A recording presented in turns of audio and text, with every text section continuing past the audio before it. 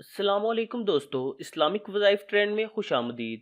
Islamic video رسول اللہ صلی اللہ علیہ وآلہ وسلم اور انبیاء کرام علیہ السلام، صحابہ کرام اور اولیاء کرام کی ناقابل یقین اور ایمان کو پختہ کر دینے والے قصے جاننے کے لیے ابھی ہمارے چینل کو سبسکرائب کر لیں اور ساتھ ہی گھنٹی کے بٹن کو دبا دیں، جس سے آپ کو آنے والی ہر نئی ویڈیو اور قصوں کی معلومات سب سے پہلے فراہم کی جائے گی۔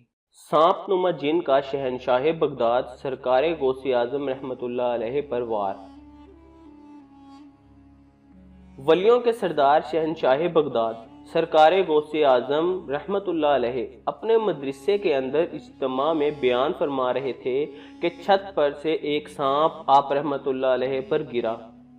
سامعین میں بھگدڑ مچ گئی، ہر طرف خوف و ہراس پھیل گیا، مگر سرکار بغداد رحمت اللہ علیہ اپنی جگہ سے نہ ہلے۔ سانپ آپ رحمت اللہ علیہ کے کپڑوں میں گھس گیا اور تمام جسم مبارک سے لپٹتا ہوا گریبان شریف سے باہر نکلا اور گردن مبارک پر لپٹ گیا۔ مگر قربان جائیے میرے مرشد شہنشاہ بغداد رحمت اللہ علیہ پر کہ ذرہ برابر بھی نہ گھبرائے، نہ ہی بیان بند کیا۔ اب سانپ زمین پر آ گیا اور دم پر کھڑا ہو گیا اور کچھ کہہ کر چلا گیا۔ لوگ جمع ہو گئے، عرض کرنے لگے، حضور سانپ نے آپ رحمت اللہ علیہ سے کیا بات کی؟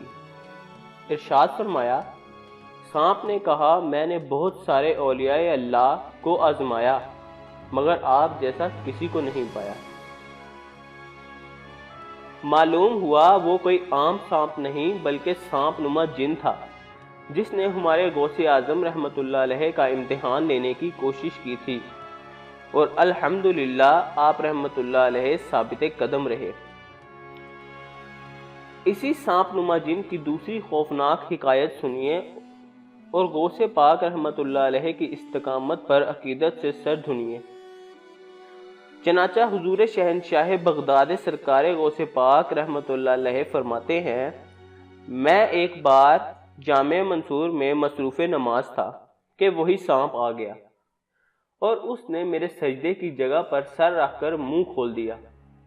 میں نے اسے ہٹا کر سجدہ کیا مگر وہ میری گردن سے لپٹ گیا، پھر وہ میری ایک آستین میں گھس کر دوسری آستین سے نکلا۔ نماز مکمل کرنے کے بعد جب میں نے سلام پھیرا تو وہ غائب ہو گیا۔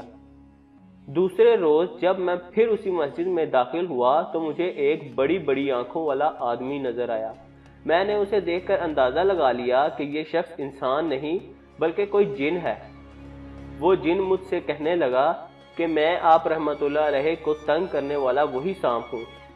میں نے سانپ کے روپ میں بہت سارے اولیاء اللہ کو آزمایا ہے مگر آپ رحمت اللہ علیہ جیسا کسی کو بھی ثابت قدم نہیں پایا۔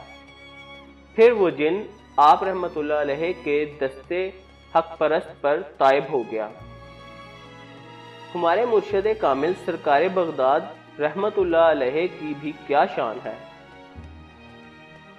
ایک ہماری نماز ہے کہ ہم پر مکھی بھی بیٹھ جائے تو پریشان ہو جائیں، معمولی خارش بھی ہم سے برداشت نہیں ہو سکے۔